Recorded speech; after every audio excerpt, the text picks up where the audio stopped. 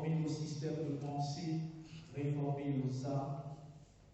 Tu veux nous parler au plus très fond de ce que tu es et que tout en nous maintenant se taise et t'écoute pour faire et agir fidèlement selon ce que tu nous ordonnes au nom de Jésus-Christ. Amen. Matthieu 22, 34 à 40. Là, nous lisons ce qui est écrit. Les pharisiens, ayant appris qu'ils avaient réduit au silence, les Sadducéens se rassemblèrent. Et l'un d'eux, docteur de la loi, lui fit cette question pour l'éprouver. Maître, quel est le plus grand commandement de la loi? Jésus lui répondit, tu aimeras le Seigneur ton Dieu de tout ton cœur, de toute ton âme et de toute ta pensée. C'est le premier et le plus grand commandement. Et voici le second qui lui est semblable. Tu aimeras ton prochain comme toi-même. De ces deux commandements dépendent toute la loi et les prophètes. Amen.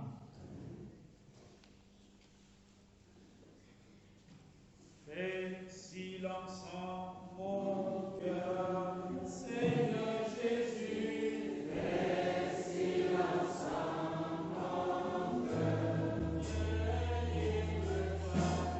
Viens et me parle.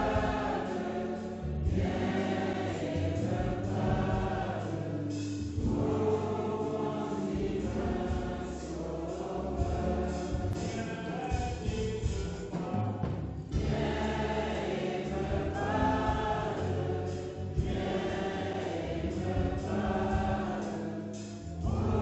mon divin sauveur. Bien-aimé peuple de Dieu, bonne fête de la Réformation. Celle-ci est célébrée dans un contexte particulier marqué par diverses crises. Crise sanitaire à Covid-19, crise spirituelle dans les églises qui s'entredéchirent, des frères qui ne se comprennent plus, des frères qui ont cessé de regarder dans la même direction, crise sécuritaire dans notre pays et dans le monde, dans les régions anglophones, dans le nord-ouest, le sud-ouest, à l'extrême nord et à l'est de notre pays. Crise sociale avec des revendications en n'en point finir sur la vie chère, sur des taxes en n'en point douter qui oppressent et qui oppriment. Crise de gouvernance dans une malversation financière et dans une incapacité et une opacité à trouver des solutions pour la vie d'un peuple. Crise éthique où la morale a foutu le camp et les personnes sont devenues des ennemis pour les autres. Des cimetières sont profanés et des abus sexuels sont observés sur des mineurs et sur des enfants. Crise éthique où la vie semble devenue, la normale devient normale et le normal devient normal. Crise relationnelle dans l'Église et les familles où on a des conflits entre des conjoints, des enfants qui sont opprimés. En clair, cette pluralité de crises que nous connaissons pose le problème de l'amour de l'homme pour Dieu et celui de l'homme pour son prochain. En tant que protestants, nous sommes sortis de l'Écriture pour agir selon la sagesse de ce siècle. Nous agissons plus par nos émotions et jamais par la foi, par nos raisonnements et nos calculs d'intérêt, avec la finalité de positionnement, la grâce de Dieu n'est plus ce qui ouvre toutes les portes, mais la raison, nos replis tribaux et ethniques ont pris le dessus. Au demeurant, le protestant, dont la vie est fondée sur les Écritures,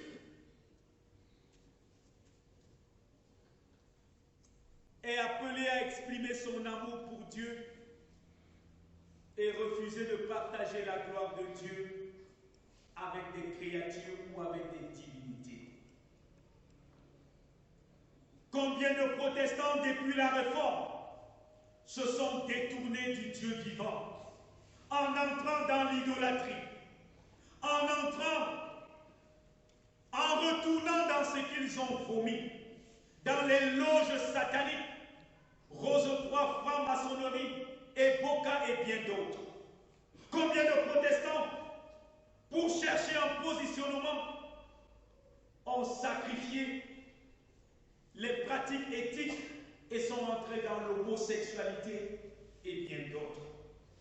Bien-aimés frères et sœurs, fondés sur ce qui précède, nous proposons comme thème à la prédication l'amour pour Dieu et l'amour pour le prochain. En clair, aimer Dieu et aimer son prochain comme soi-même. Ou alors, aime Dieu et aime le prochain comme toi-même. Notre texte est précédé d'un échange entre Jésus et les Sadducéens, portant sur la résurrection des morts. Ici, Jésus reproche à ceux-ci qu'ils ne connaissaient pas le fondement des Écritures, ni la puissance de Dieu, parce qu'ils refusaient la résurrection. Ils ne croyaient pas en la résurrection des morts. Il conclut en faisant savoir à ceux-ci que Dieu n'est pas le Dieu des morts, mais des vivants. Combien de protestants, au lieu de servir le Dieu vivant, servent plutôt les morts? Le culte des crânes, les funérailles et bien d'autres sont devenus nos lots quotidiens. En quoi sommes-nous protestants? Nous sommes pires que les Sadducéens. Luther, dans sa réforme, avait désiré nous libérer et le retour à l'écriture. Mais nous sommes devenus plus qu'esclaves qu'avant. Les pharisiens, ayant donc appris que Jésus avait réduit au silence leurs adversaires, les Sadducéens, ils pourraient s'en réjouir. Alors ils s'approchèrent de Jésus pour l'interroger. Comme pour dire à Jésus, si tu as réussi à vaincre nos ennemis, ça ne sera pas le cas pour nous. Ils ont choisi comme porte-parole, pas n'importe qui, un docteur de la loi. C'est-à-dire quelqu'un qui est versé dans la connaissance et l'interprétation des Écritures. Mais que demande-t-il à Jésus? Notre texte nous fait savoir que c'est pour éprouver Jésus qu'il pose sa question. En ces termes, Maître, quel est le plus grand commandement de la loi? On comprend alors que notre récit est un conflit entre Jésus et les pharisiens, ses adversaires. Car après les questions entre Jésus sur l'impôt à César, sur la résurrection des morts, aujourd'hui, c'est celle du plus grand commandement. Notons que selon la tradition synagogale, c'est-à-dire la pratique juive dans la synagogue mathéenne, la synagogue de Matthieu, la loi comprenait 613 commandements positifs, 365 interdictions et 248 autres prescriptions qu'il fallait observer. Le besoin de synthèse et de lignes directrices était donc réel pour le peuple. À la question du docteur de la loi, qui n'avait en apparence rien de piège, néanmoins à entraîner Jésus dans des discussions interminables. Il espérait autant pour moi que la réponse de Jésus serait un prétexte pour l'attaquer sur des points précis. Contre toute attente, et en guise de réponse, Jésus va citer l'Écriture. Deutéronome 6, verset 5 et Lévitique 19, verset 18. Ces passages insistent sur le verbe aimer dans deux directions. L'amour pour Dieu et l'amour pour le prochain. Jésus ne répond pas selon le raisonnement de son siècle. Jésus ne répond pas selon les passions et les tendances. Jésus ne répond pas pour contenter les pharisiens ou les sadducéens. Jésus répond tel que l'Écriture l'a prescrit. C'est le fondement du protestantisme.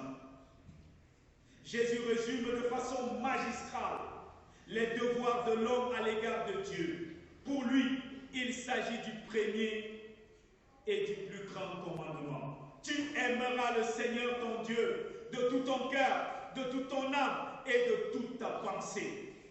La version de Marc, si nous pouvons la lire, ajoute un autre élément de toute ta force.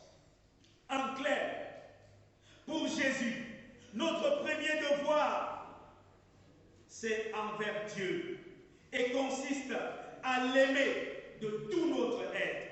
Retenons que le cœur, elle symbolise l'aspect affectif. Notre cœur est là pour aimer Dieu.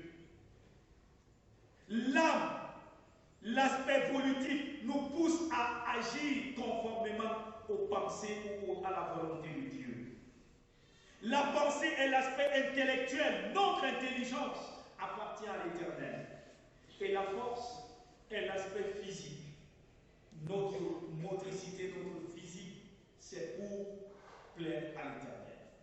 Chers frères et sœurs en Christ, nous connaissons plusieurs crises, comme je le disais tantôt, parce que notre amour pour Dieu est faux. Comment prétendre aimer Dieu et l'adorer quand ça nous fait, quand ça nous plaît, préférant parfois nos affaires à sa personne. Certains, c'est quand ils ont le temps, et même le temps de qui? Parce que c'est devenu leur temps, ils le gèrent comme ils entendent. Aimer Dieu, c'est aimer d'abord sa parole. Aimer Dieu, c'est aimer sa parole et la mettre en pratique. Être protestant, c'est pratiquer la parole de Dieu. Certains estiment aimer Dieu, mais en même temps s'empressent d'avoir des fétiches ou des talismans pour assurer une prétendue sécurité, ou pour faire des affaires fructueuses, ou pour agir dans leur commerce. Pour le protestant, notre amour pour Dieu consiste à lui donner la première place en tout. Il s'agit de ne pas partager son cœur entre Dieu et les idoles. Nous sommes dans un monde plein d'idoles. Pour certains, ils sont leurs idoles. Eux-mêmes, ils sont Dieu. Tout est fait par eux et pour eux.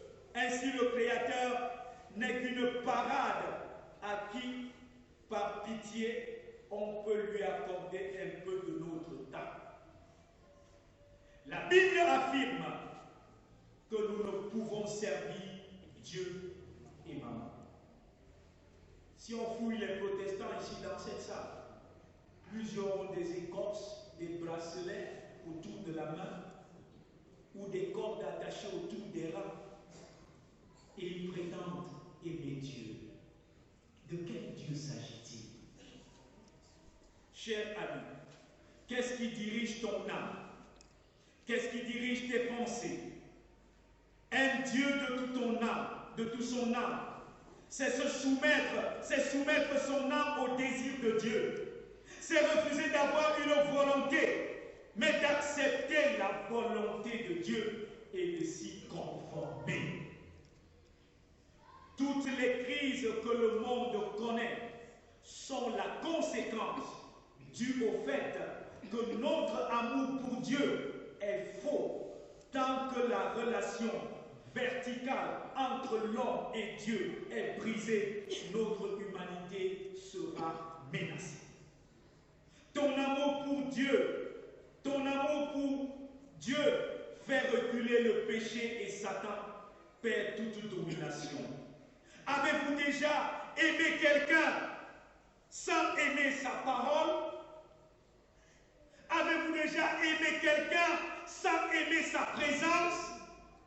Comment les protestants fuient la présence de Dieu? Lorsqu'il y a des moments d'adoration, comment les protestants fuient la parole de Dieu? On ne peut prétendre aimer Dieu sans aimer sa parole. On ne peut prétendre aimer Dieu sans aimer sa présence. En tout cas, si nous avons la prétention de le faire, nous sommes des menteurs. Aimer Dieu signifie laisser son cœur, son âme, ses pensées vibrer au rythme de sa parole et de sa volonté. Aujourd'hui, notre Église est en crise, tout simplement parce que notre amour pour nous et nos intérêts ont supplanté l'amour que nous devons avoir pour le Seigneur. Aimer Dieu, c'est accorder son cœur, son âme et ses pensées à ce qu'il a dit et non à ce que notre tribu, nos sentiments et nos intérêts ou nos loges nous dictent. Aimer Dieu, c'est refuser de s'embrigader dans les schémas stériles qui n'apportent pas une véritable joie à ton cœur, un véritable réconfort à ton amour et qui garde tes pensées captives. Tu dois t'affranchir de tout cela ce matin pour rétablir ta communion avec ton Créateur. Bien-aimé peuple de Dieu, pour Jésus, le premier et le plus grand commandement consiste à aimer Dieu. Et le second devoir de l'homme est d'aimer son prochain comme soi-même. Tu aimeras ton prochain comme toi-même. L'amour dont il est question ici, c'est de l'amour agapé. C'est de l'amour sans intérêt. Un amour qui vient de Dieu. Un amour qui ne cherche pas de profit, mais qui s'investit pour le bien-être de l'autre comme Dieu le désire. En clair, il s'agit de désirer pour l'autre ce que nous désirons de meilleur pour nous, conformément à la parole de Dieu. Combien de personnes prétendent aimer les autres, mais ne sont pas prêts à consentir les mêmes sacrifices qu'ils consentent pour eux à la gloire de ces personnes. L'amour pour le prochain ne fait pas de mal à autrui. Cependant, on observe une méchanceté à mille autres pareils. Dans l'Église, plusieurs frères ou sœurs vivent dans la calomnie, dans des coups bas, dans le but de paraître ou de réduire au silence les autres. Combien de complots combien de fois es-tu engagé dans des complots pour déstabiliser un frère ou une sœur? Car on aime son prochain, on le protège, on veille sur sa vie, pas dans le péché. Combien de fois t'es-tu révolté contre tes parents qui t'aiment et qui te montrent la voie de l'Éternel? La Bible, parlant de l'amour, nous dit que personne n'a jamais fait de mal à sa propre chair. Comment, toi, mari, tu prétends aimer ta femme et la méprises autant? Et tu cours après les femmes des autres ou après des petites filles et tu prétends aimer ta femme? Comment tu méprises ton mari au point où il devient la risée dans le quartier? Aimer son mari, c'est aimer c'est faire des sacrifices, car ton mari c'est un autre toi. Aimer son prochain, c'est aussi prendre à sa main, c'est aussi prendre sa main pour le relever quand il est tombé. Mais combien se réjouissent quand le malheur atteint un frère? Combien se réjouissent lorsqu'un frère connaît une chute? Plusieurs relations sont détruites dans nos familles parce que notre amour repose sur des intérêts et non sur le don de soi pour le bonheur des autres. On peut entendre des personnes dire: vous me servez à quoi? Depuis que vous êtes dans cette maison, vous m'avez apporté quoi? Qu'est-ce que vous me donnez? Cela signifie que l'amour ne repose que sur le profit. Aimer son prochain, c'est avoir du souci pour l'âme ou pour le salut de celui-là. Nous prétendons aimer notre prochain alors que nous manifestons de la haine par nos comportements. Comment un enfant peut-il dire qu'il aime ses parents sans faire la volonté des parents, sans leur apporter de la joie ou du bonheur? Aimer ses parents, c'est leur apporter de la joie. Aimer sa femme, c'est lui procurer de la joie. Aimer son mari, c'est lui procurer de la joie et non de l'amertume et des soucis. Aimer ses parents, aimer son prochain, c'est refuser de participer en quoi que ce soit en ce qui constituera son malheur. Aimer son prochain, enfin, ce n'est pas le presser ou la presser comme une orange et tirer le jus et s'en débarrasser. À vous jeunes, plusieurs viendront vers vous pour vous dire qu'ils vous aiment. J'ai même parfois pitié de ce verbe qui est tellement utilisé. Qu'il vous aime, il est mangé à toutes les sauces. Qu'il vous aime, mais une fois que vous êtes tombé dans leur piège, comme des papillons, lorsqu'ils ont sucé le nectar, et ils vont s'envoler. Plus tard, ils vont vous calomnier et ils vont vous mépriser. Comment des enfants qui ne demandent qu'à s'instruire sont enlevés et tués comme des bêtes au nom de quel amour? Au nom de quel amour pour quelle nation? Au nom de quelle revendication? Amour qui est mangé à toutes les sauces. Il faut dire, l'Église ne doit plus se taire face à de telles atrocités. Nous avons vraiment l'amour pour ce pays et pour ses enfants. Telle est la question qu'on devrait se poser. Avant de les tuer ou avant de rester silencieux face à l'atrocité, l'amour nous impose un devoir historique. Pour les dirigeants, ils doivent mettre un terme à cette guerre fratricide. Qui tue son prochain et prétend le sauver. Bref, nous n'avons ni le droit de supprimer des vies, même la nôtre. C'est là que commence l'amour du prochain.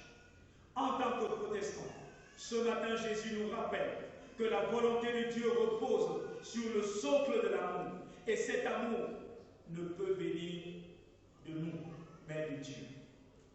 Aimer Dieu et aimer son prochain serait la réponse que nous sommes appelés à apporter à notre humanité en crise. Celui qui n'aime pas n'a pas connu Dieu. Mon frère, ma soeur, comment comptes-tu manifester ton amour? Je voudrais que tu te tournes vers